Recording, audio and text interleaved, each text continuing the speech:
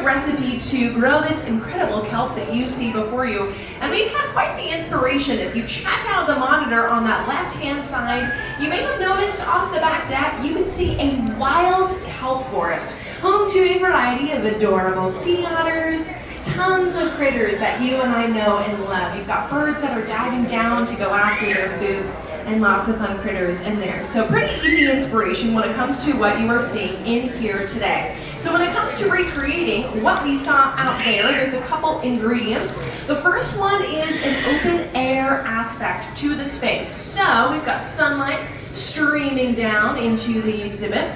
We also have wave movement. So when the diver is not inside, we've got a massive wave pump that moves the water up and down, simulating the waves of the ocean and allowing kelp to soak up nutrients from its surrounding environment.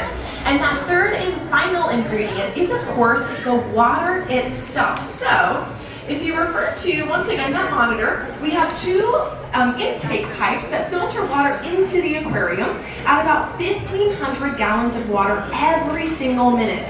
And with that water comes really important nutrients that allow these animals to thrive. And sometimes microorganisms as well. So if you ever see a bat star here or a sea cucumber there, chances are they came in when they were really teeny tiny larvae and got a free ticket to the aquarium. And these friends are spoiled because they're getting free food, free shelter, and yes, free healthcare. They're living the good life here at the Monterey Bay Aquarium.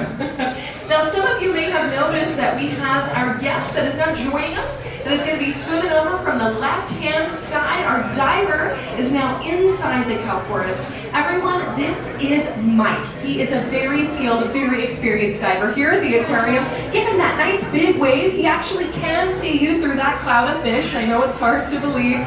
These fish are already really attracted to his bubbly personality, right? Yeah. Thank you for the pity laugh, I appreciate it. Now, Mike is essentially the door dasher for these hungry mouths in here today. He's got a bucket in his hand with lots of yummy food on the menu for these fishy friends. And in just a couple moments, we're going to hear from him. Mike, can you hear us in there? Yeah, I can hear you. Can you hear me okay? Yeah, we're good. How's it going in there? It's so great to be back in the kelp forest. I've been away from my volunteer duties here for a few months, and it's just wonderful to be back in here with all these fish. Well, it seems like you're receiving quite the warm welcome, so I think the fish missed you too, right? I think that marched in what I have in my bucket of food here. Touche. That's a very good point. Can you tell us a little bit about what's on the menu for these friends in here? We have some really great seafood in here. Some of my favorites here, giant prawn. And there's a whole squid, so you can see how the fish eat. It's really neat to see the different sizes of fish and their mouth shapes. You know, some fish can, a big mouse can swallow that whole. Others have small mouths and then just kind of pick at the tentacles and things like that. So I'm going to hold on to these bigger fish for bigger food, for the bigger fish later.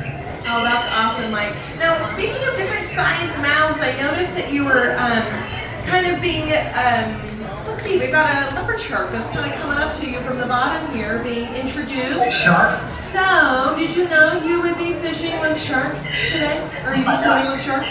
Oh, that's a leopard shark. They're bottom feeders, right? Yes. Yeah, oh, look at that. I like to kid around about the sharks. The truth is, they're my favorite fish in here. They're just so graceful the way they swim, and they're a lot of fun to feed, too. Well, that's really cool. Now, when we saw those sharks come up, I heard a lot of ahs in the audience, which is typically not what you think of when you think of a shark, right? And so, it looks like these sharks are pretty docile, right? You said they're bottom feeders. Do you find that to be true, that they're pretty friendly? Yeah, that's true. The sharks have gotten a bad reputation because they're big animals, they're tumble predators.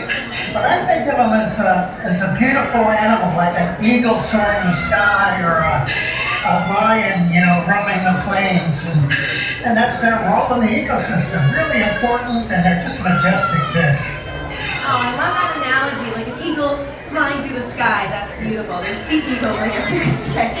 Cool. So yes, we've got some sharks in here, but we've also got some smaller, tinier mouths. I'm noticing that there's a lot of long orange fish right above your head, Mike, with those really tiny mouths. Can you tell us what those are? Yeah, these are great little fish. They're really common in Monterey Bay, the edge of kelp forest. They're called senorita. And you can see they got little tiny mouths. They're trying to just peck at the tentacles of that piece of squid. And they perform another important function in the kelp forest habitat. They pick parasites off larger fish.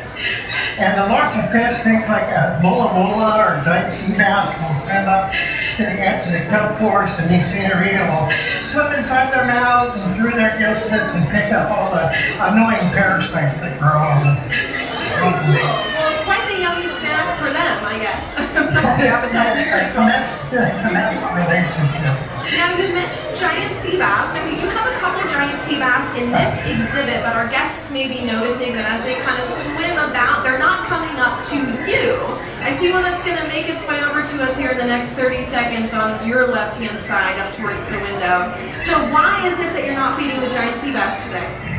Well, the giant sea bass I mentioned earlier out in nature, the Cinerita, pick out the parasites. But here in our exhibit, we have a special veterinary treatment for our giant sea bass to take care of the natural parasites that can bother it. So in order to have that fish trained to swim into its freshwater bath, we don't have the divers feed the fish because the veterinarians need to do that to help treat it medically. Wow, that's very cool. And right on cue, you've got one swimming right above your head there. That's very awesome.